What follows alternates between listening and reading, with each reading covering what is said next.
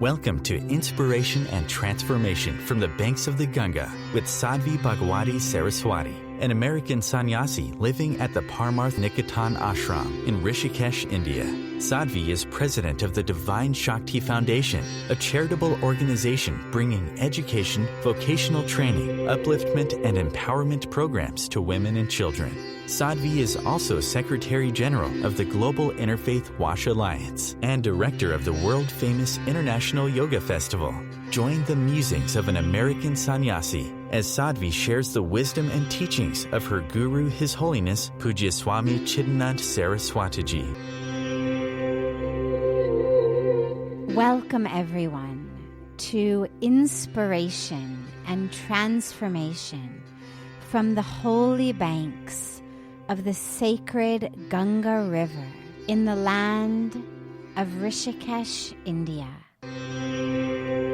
How do we use suffering as a catalyst to get closer to God?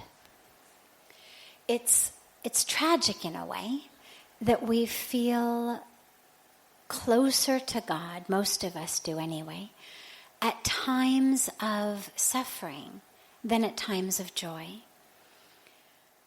I know I and so many people tend to notice when everything's going great, yes, we may say, oh, it's all God's grace, but in terms of the actual amount of time and energy that we spend connecting to God, thinking about God, talking to God, it's much less than when we're suffering. When things are good, a quick thanks is enough. When things aren't good, there's all kinds of very lengthy conversations. We may get angry at God, try to convince God, bargain with God, whatever it is. So the question is, how do we use suffering as a catalyst? There's a beautiful story, actually, of a woman saint who had the ability to kiss away, lick away any ailment, any wounds.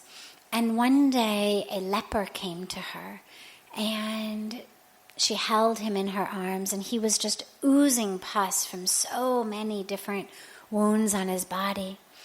And she held him and she kissed him and she licked all of his wounds. And then she sent him away, leaving one wound open, unfixed, unhealed. And her disciples said, "But Amma, how could you leave one wound? You've got the ability to make him perfect. Why not? Why cure everything but one?" And she said, that one wound will keep him calling out to God. We have this in our epic of the Mahabharata. There's a beautiful, beautiful scene toward the end when Krishna, God, says to Kunti, ask anything. I want to give you anything. You've been such an embodiment of devotion, such an embodiment of Shakti, such an embodiment of divinity. You've lost so much, you've suffered so much. Ask anything. I want to give you one boon. Now think about it. God is saying to you, ask me anything. And what does she say? She says, give me suffering. He says, what? Suffering? You've already been through so much suffering. I, Krishna, I'm standing before you ready to give you anything. How can you ask for suffering? She says, because I've noticed that when things are going really well, I forget you. But when things are really difficult, when I'm suffering, that's the time I feel the closest to you. So it's very, very common. It's common in our scriptural literature. It's common in poetry. If you looked at all of the great poets throughout history from all of our traditions, and you put all of the poems that were written about the great days of life on the one hand, and all the poems that were written about heartbreak and loss and suffering over here, we'd be much heavier on this side. And yet, just because it's common doesn't mean it's an ideal situation. So rather than talking about how can suffering get us close to God, what I would say is, let's talk about suffering and how can we actually overcome suffering? Because ideally we should be with God in any state. The goal is not that we should all have the same prayer that Kunti had, "Oh God, let me suffer." The goal is, how can we in our lives, A, learn to suffer less, and B, learn to be with God in all times. The word pain and suffering are slightly different. Pain is an experience that we feel literally in our bodies. Burn yourself, it hurts where you've burned yourself. Break your leg, it hurts where you've broken your leg. They now know, interestingly, there's new recent psychological research, which I love, that actually talks about the fact that a broken heart is experienced as physical pain as much as literally if you had a physical ailment. So those of us who have had our heart broken and we literally feel like, oh my God, the pain is going to kill me. Whether it's death, whether it's divorce, whether it's heartbreak of some other sort, nothing has physically attacked us. And yet we walk around with this experience of pain, and now research is actually showing that a broken heart registers in the brain as pain, just as if someone literally had taken a knife into your heart, or were physically squeezing your heart. So that's pain.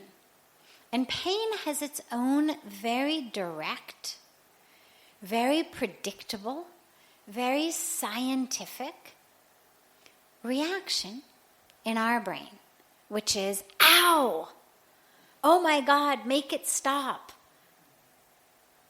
This is how we all respond to pain. It doesn't matter what our religion is. It doesn't matter if we're rich or poor. It doesn't matter whether we are wonderful, virtuous people or whether we are liars and cheaters. Cut us, we bleed.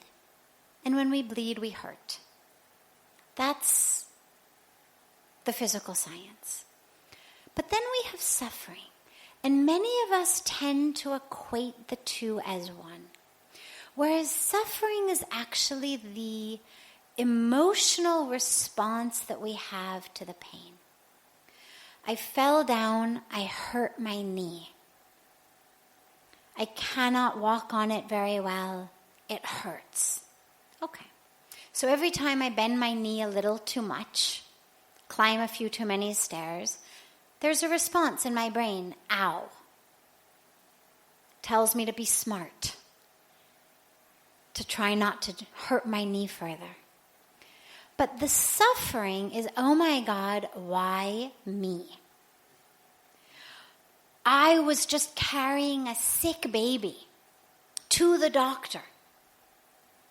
There was a rock in the road. I fell on the rock, but I was being such a good Samaritan.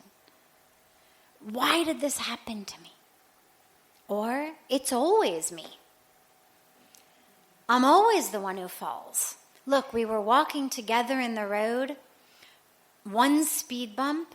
I had to be the one who tripped and fell. I'm the one whose laces came undone. I'm the one who tripped and fell. That's the suffering. That's the stuff that has nothing to do with the brain's response or the nervous system's response to the pain. That's the brain writing a story.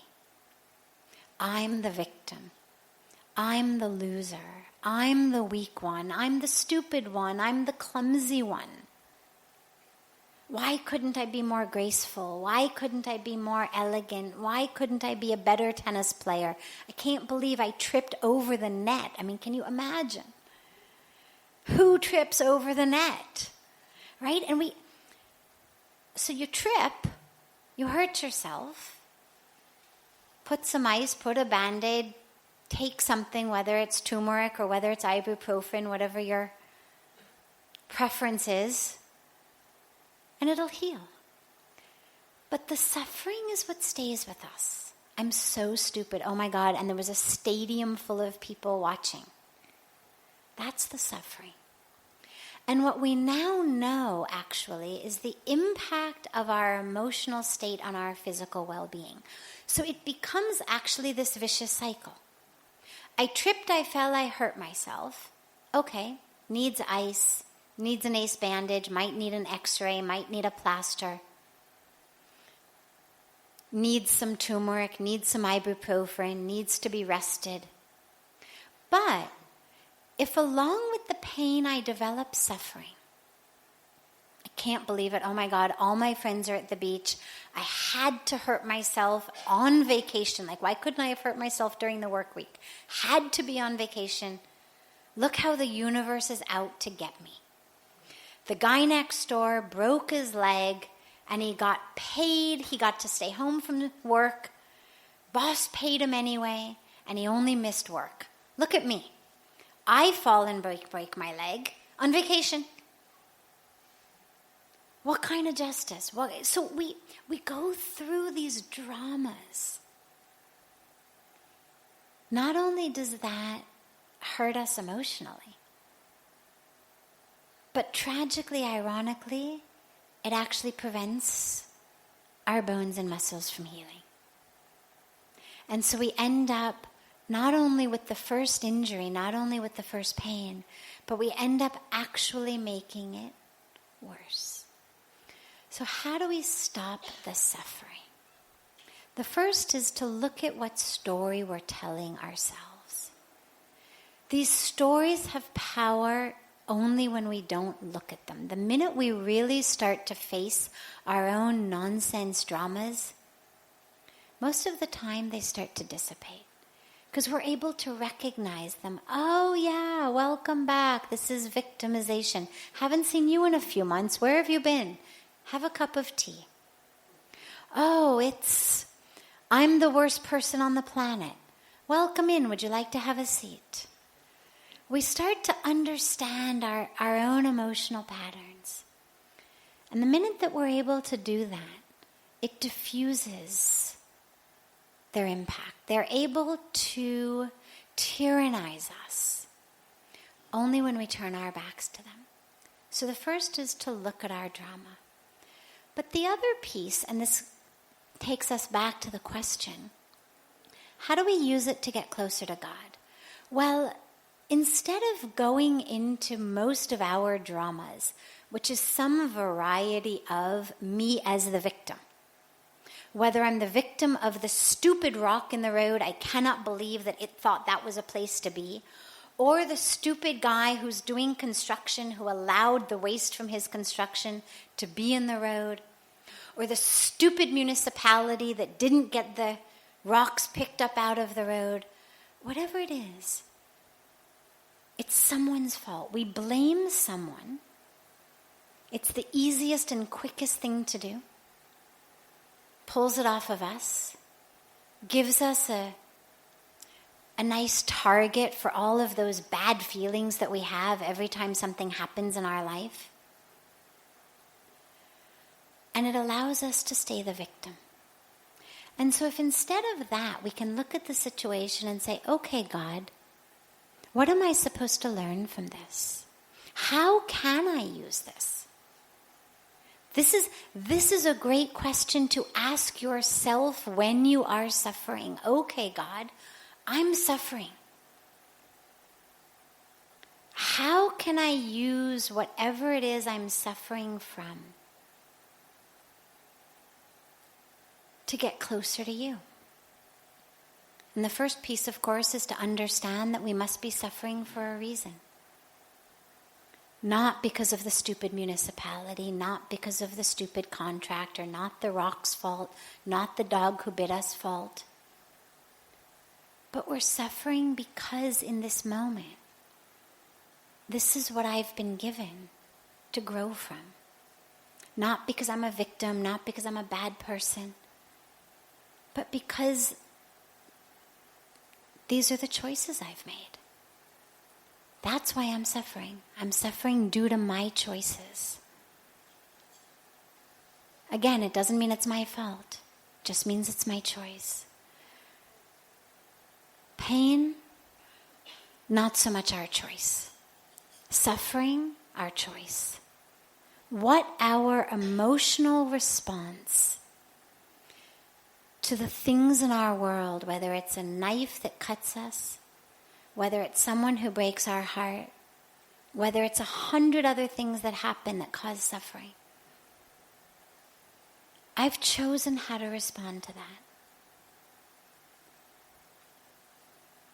No problem. Don't berate yourself, because that's where so many of us go, oh my God, look, and I'm stupid, now I'm making myself suffer also.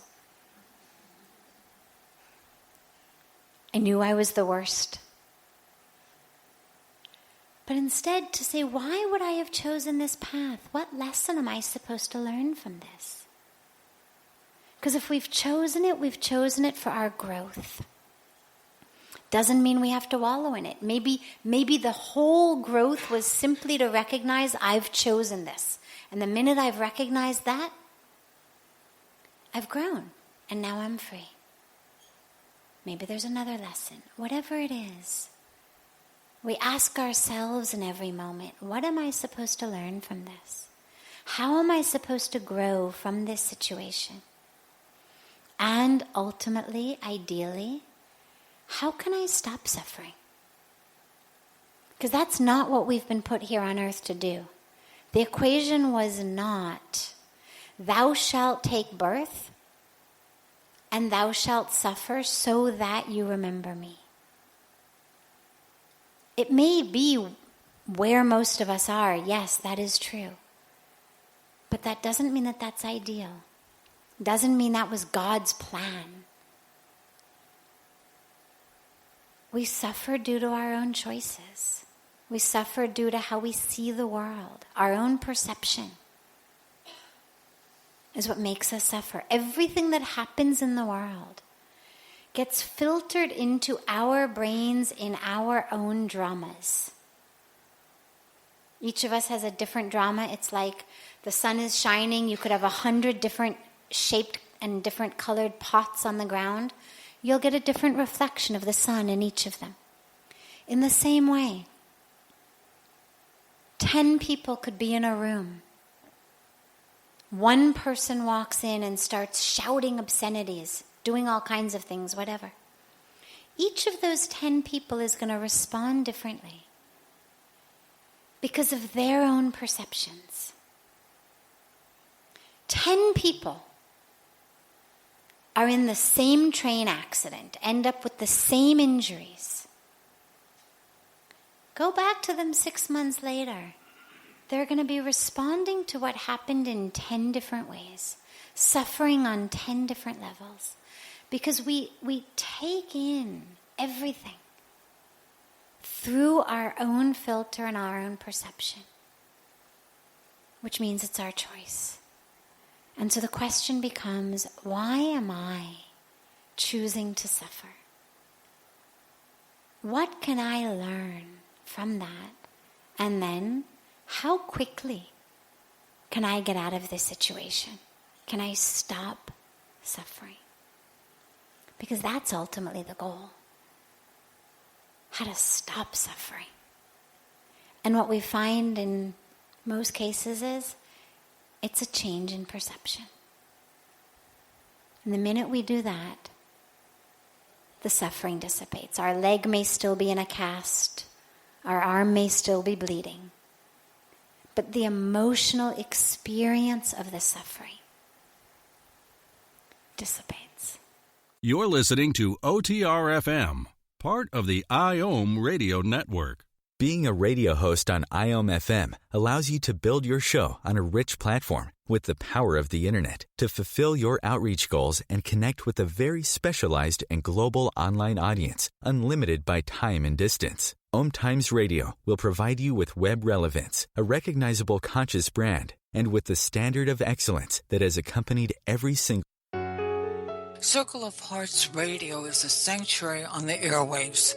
Join me, Grandmother Alaya, in the circle on Sunday 2 p.m. Eastern as I share information to both enlighten and nourish your soul.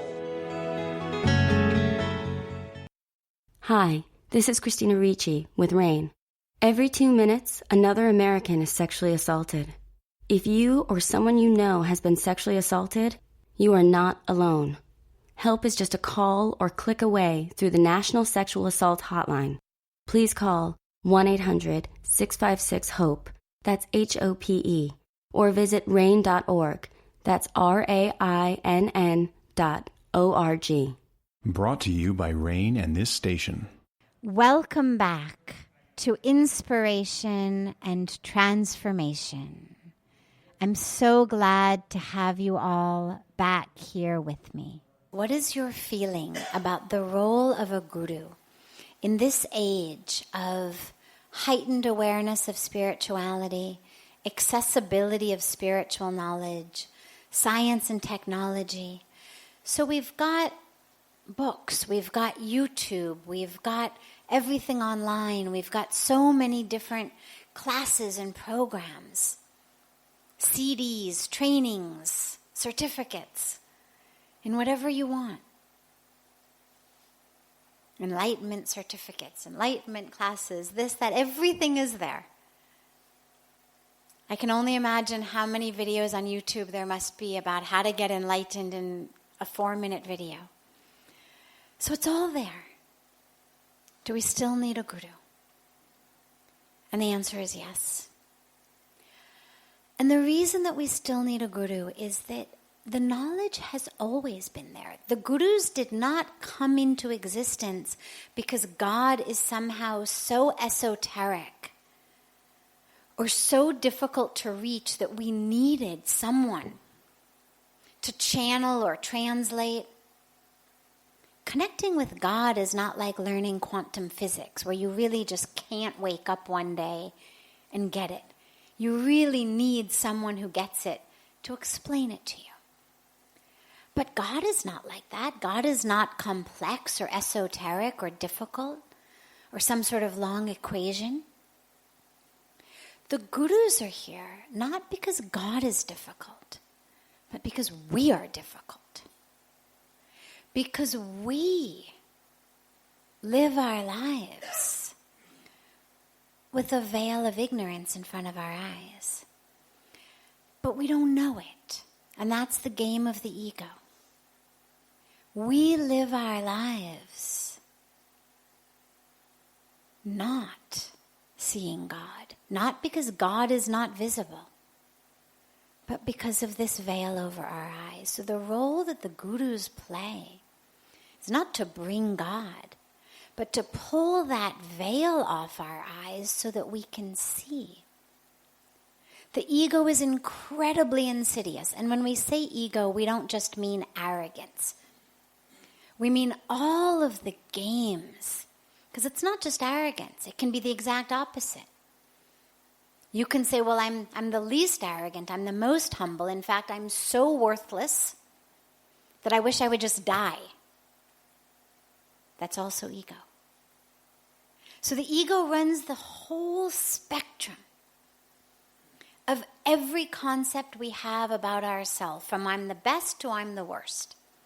I'm beautiful, I'm ugly. I'm brilliant, I'm stupid. The whole spectrum is ego.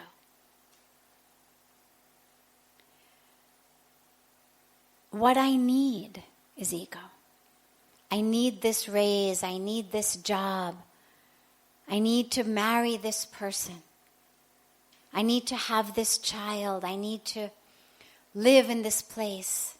I need people to treat me a certain way. I need to fulfill this potential that I have. This is all ego. Everything that pulls us out of just the consciousness of who we are is ego. And it's not bad. It just keeps us from seeing God. It keeps us from connecting with who we really are. Because whether I think I'm the best or I think I'm the worst, both of them are wrong. And both of them are keeping me from knowing who I really am. And so what the Guru does is remove the veil, remove the layers, so that we can see who we are.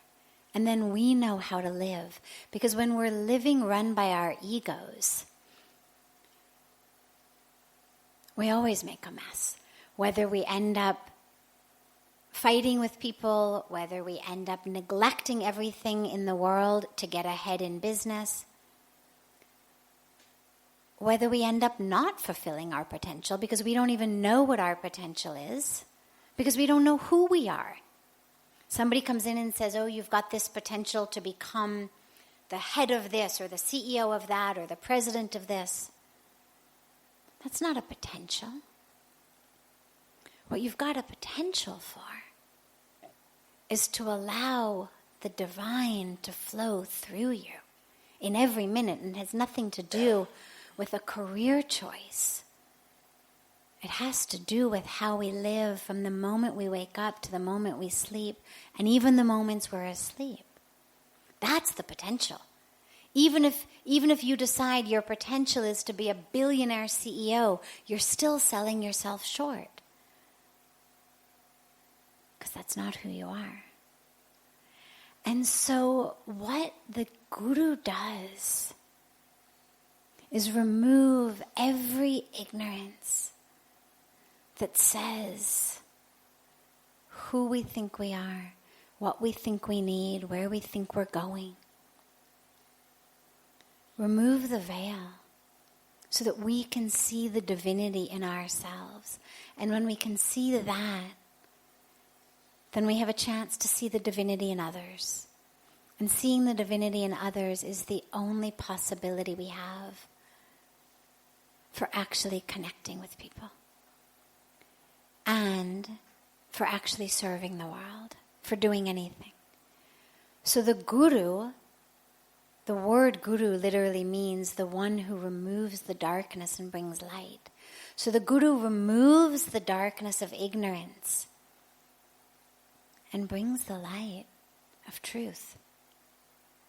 Who we are, what the world is, what our relationship to the world is, where we're going, how we're going there, who we are that's going anywhere. So the Guru brings light, not teachings that we can get in a book, not a certificate, not a course, not even a teaching, but the actual touch of having that veil removed, of having the darkness removed, to allow light to be in our lives. This is OTR-FM, part of the IOM radio network.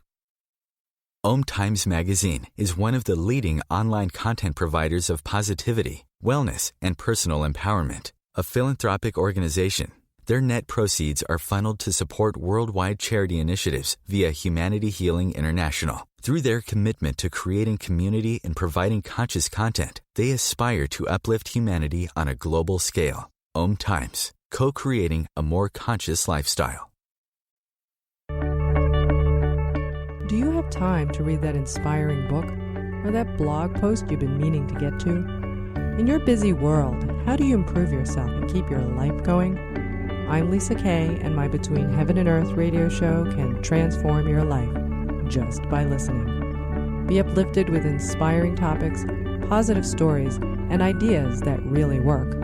Between Heaven and Earth Radio is Conscious Living for Your Soul, every Wednesday at 4 p.m. Eastern Time. Like Baldwin with People for the Ethical Treatment of Animals. I grew up loving circuses and other traveling animal shows, but it never occurred to me what life might be like for the animals. Training wild animals to do things they don't understand takes force. Routine discipline with a hook or whip with the heel of a boot shows the animal exactly who's the boss. Don't patronize animal acts. Please contact People for the Ethical Treatment of Animals. 757-622-PETA. Welcome back. This is Sadhvi Bhagawati Saraswati with inspiration and transformation. The word yoga, the actual Sanskrit word yoga, literally means to unite, to connect. Now, when most of us think about yoga or uniting in yoga, sadly, we tend to think about things as simplistic as just uniting our nose to our knees or our hands to the floor. And this is where, as the questioner asked, things have gone awry abroad. Because you get people who can twist themselves into all sorts of positions, and they consider that yoga. It's good for the body. Nothing wrong with that. The body is a temple. We only have one. It's our vehicle for awakening, our vehicle for consciousness. We have to take care of it. But that's not the end. The physical exercises are part of a path, not the end in and of themselves. They're what take us to the experience of yoga. The actual union that the word yoga means is a union of the self to the divine. Now, that doesn't mean that it's a specific form of God. It doesn't mean that until and unless you have a religious experience, it's also not yoga. That divine, whether we worship God with name, without name, in form, without form, in a specific way, not in a specific way, doesn't matter. That connection is to the divine spirit. And that's the same spirit that runs through each of us. It's the same spirit that runs through all of creation. It's the same spirit that runs through the universe. So whether we talk about the spirit, the energy, the divine, God, the supreme, it doesn't matter. They're all just different words for the same experience. But ultimately, it's the connection of this physical being, this very temporary, very fallible physical being, with that which is eternal and infinite and supreme and perfect. So connecting to yoga is connecting to that which is infinite, that which is complete, that which is whole, that which is divine, in ourselves as well. Doesn't matter how fantastically you bend or how long you can stand on one leg. If you walk off the mat and you're denigrating yourself or others or any aspect of creation, if there's violence, if there's untruth in your life, it's not yoga. The 8 limbs of yoga that Patanjali gave us, which I won't go into tonight, but it's important to look at just the very foundation of them, because asana is limb 3. But the whole 8 limbs actually begin with the yamas and niyamas, and they take us all the way up to samadhi. That divine ecstasy, that bliss of true union. But the yamas and the niyamas are where we begin. There's 10 of them. We don't have time to go into all of them, but they're basically how you live. The do's and don'ts, the 10 commandments of a yogic life.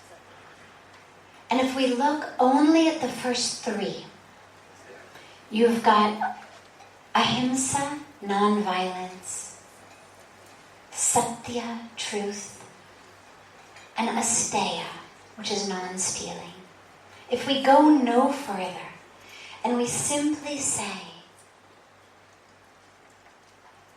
that violence, in word, in deed, to yourself, all the negativity, all the nonsense that goes on in all of our brains, you're worthless, you're stupid, you can never do this, you're nothing, look at the person next to you, look how much better they are, look at the teacher, how much better they are. That's violence.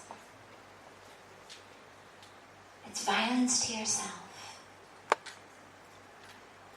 Violence to the earth. Through what we consume, how we live. Truthfulness. Well, any time you tell yourself that you are this body, that you are your bank account, that you are your career, that you are your relationships, that you are the 10 pounds you gained that you wished you didn't gain, that you are a good haircut or a bad haircut or the pimple you wish you didn't have. Anytime you tell yourself that you are that, that's lack of truthfulness. You've just violated the most fundamental principle of yoga. And no amount of bending or stretching or standing on your head undoes that. Lack of stealing. When you look around our world, stealing doesn't just mean that, while your back is to me, I take your necklace or take your jacket or... How many of us steal people's time? Steal our own time. Gossiping, useless conversation, negativity, complaining. You're stealing someone's time. We steal resources from Mother Earth, from all of the humans and animals with whom we share it. Whether it's the water, whether it's the land, whether it's the food, the grain. So when we look at being a yogi, our path has to include, when I say path, I don't mean sequential. I don't mean that you take them sort of one per day. They can come in an instant, all of them together.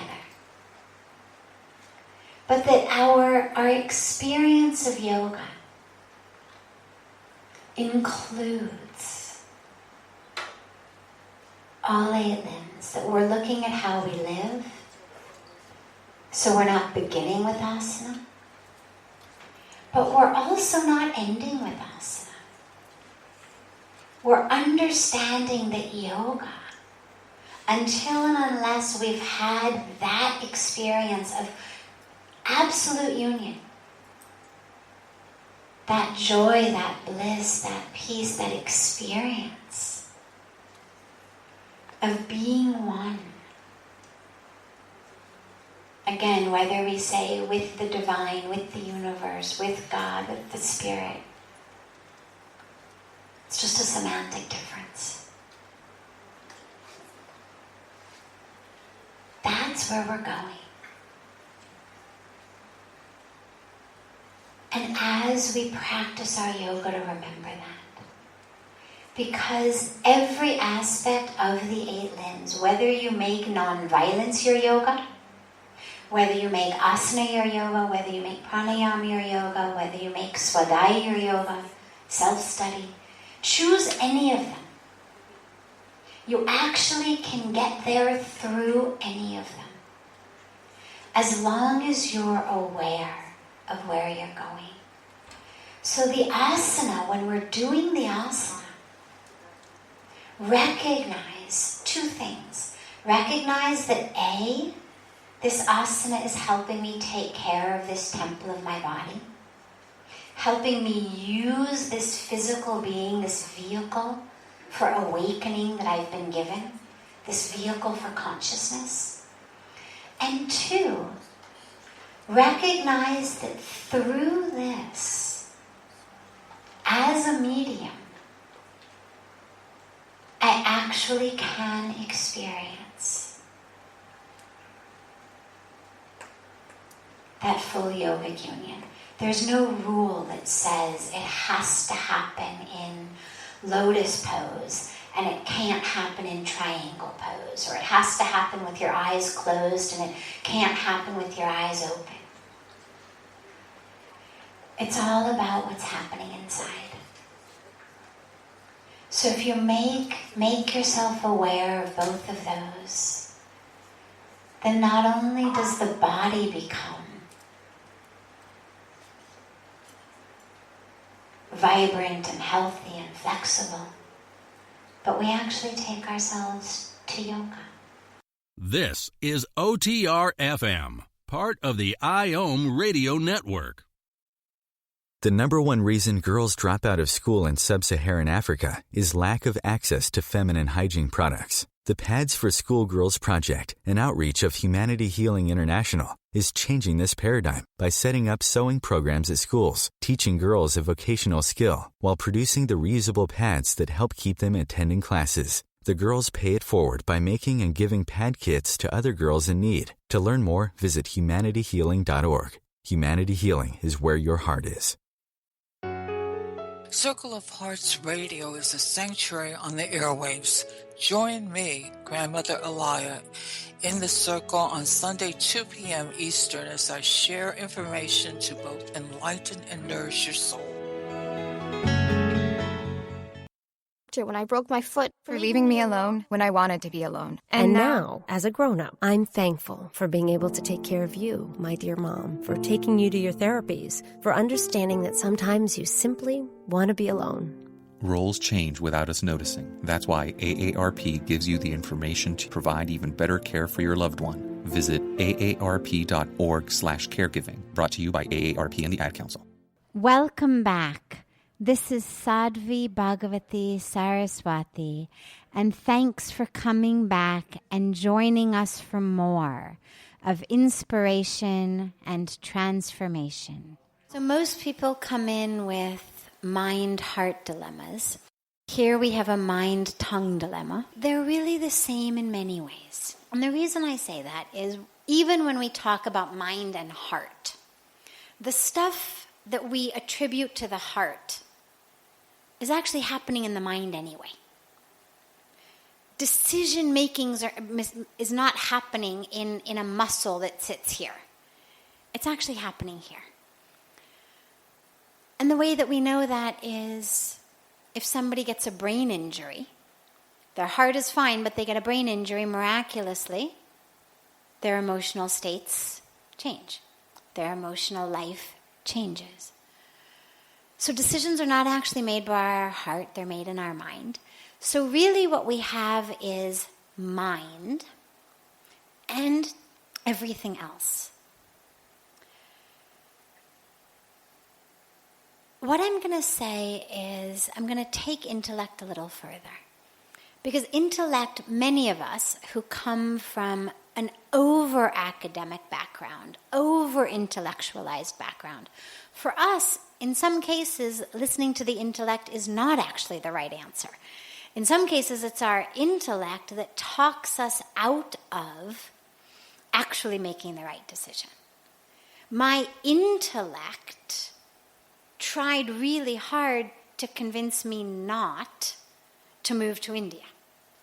It's not a rational decision. So I'm going to expand. When you talk about intellect, you mean your right understanding. You mean the whole good stuff that we've got of knowledge, intelligence, wisdom, understanding, all of that, right? So we don't just mean our overly brainwashed or overly indoctrinated academic intellect. We mean all of the capacity that we have to be intelligent, to be wise, to have knowledge. Okay, so that's on one side. And then we have our instincts, our desires, our senses on the other side. Here's the dilemma. Every time you give in to your senses, there's nothing wrong with it. I mean, there's nothing wrong with chocolate. It's not inherently bad. It's actually a source of great joy for people. The problem is, every time you give into your senses, what you're doing is literally creating what in Indian tradition we call a sanskara. In scientific neurology, we call a neuronal pattern. That means that next time you're actually more likely to give into it. And this is the catch-22. What that does is it makes us feel really weak. Oh my God, I took this huge commitment. It was January 1st. It was my birthday. It was Monday morning. It was Diwali. The problem is, every time you indulge, what you literally do is teach the brain, this is how I respond to this situation. Making it more likely that you're going to respond in that way next time. Because, of course, before we take the vow not to do it anymore, there's always a last one. We never say, the one I had last week was my last one. It's always, the one I'm just about to have now is my last one. And what that one does is actually make you even more likely to have the next one. Because actually what you've done, even though the brain has said, I'm going to be strong, you've actually strengthened the neuronal pattern that says, this is what I do. The same goes for emotions, by the way. Throw a temper tantrum, slap someone, punch a fist through a wall, slam a door so hard the house is going to, shake and come down. Feels good for about half a second. But what it's actually done, and for that half a second you think, oh, thank God I got it out. But what it's actually done is laid a neuronal network, a pattern, a sanskara, that means that next time you get angry, you're actually more likely to do that, even though we think I had to let it out, otherwise I would have been more angry. No. The more you let it out, the more likely you are to let it out. And this is why all of the spiritual traditions of the world, doesn't matter which religion you come from, they all have practices of great discipline. In India, in Hinduism, we've got a lot of fasts. We stay up all night. We abstain from certain foods on certain days. No salt on this day. No grains on that day. Husband and wives go on yatra together. They don't have sex. Why? Why do we do all of these things? The Christian tradition has a lot. The Jewish tradition has it. In 10 days, Jews from all over the world will observe fast for a day. On Yom Kippur, why? Well, what we're told is, makes God happy. There is no God of any religion, I believe in, who's actually more happy when people don't enjoy the creation that he has created. It's a way of explaining to the masses how to do things that are good for them. It's very difficult to get into very deep spiritual and intellectual and theological conversations with the masses. So you say, do this, God will be happy, God will bless you. Okay.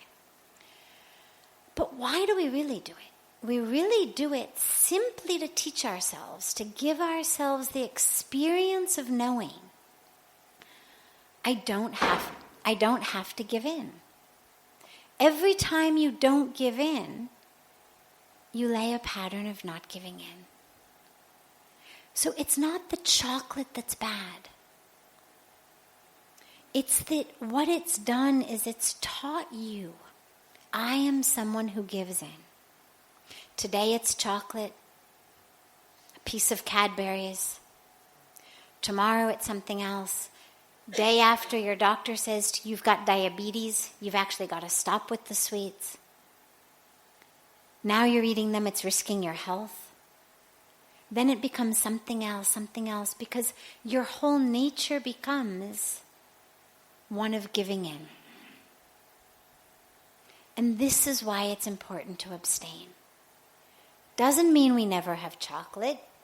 Doesn't mean that married couples never have marital relations. It just means we do things consciously and mindfully.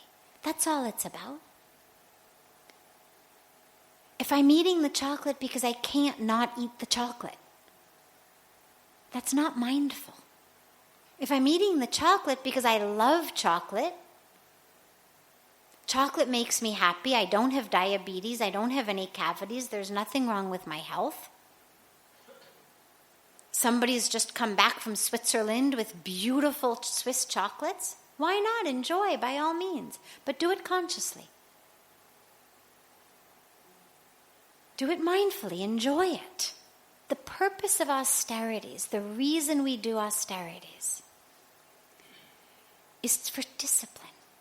The reason we discipline ourselves is so that we understand who's the boss inside. I mean, am I a slave of my taste buds? Am I a slave of my senses?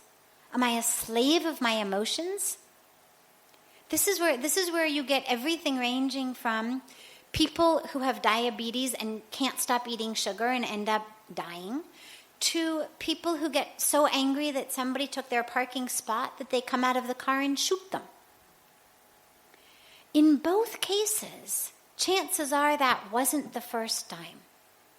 In both cases, what you've got is someone who has learned to give in over and over and over again to their impulses, whether the impulse is for a laddu or the impulse is to act out their anger. Probably he started slapping around his family, maybe hitting a punching bag at the gym, maybe, who knows? Most of us, the first time we get angry, don't shoot somebody who takes our parking spot. It's years of giving in and giving in and giving in and creating patterns. So austerity leads to discipline. Discipline leads to us being in charge. And that's a good thing. So eat the chocolate. But eat it consciously and mindfully because you've made a choice to do so. And don't eat it sometimes. Just to remind yourself, I'm in charge here. This brings to a close this hour of inspiration and transformation. Thank you so much for joining me. I'm so glad to be together with you all each week. And I look forward to being together again next Thursday, same time, on OMTimes Radio.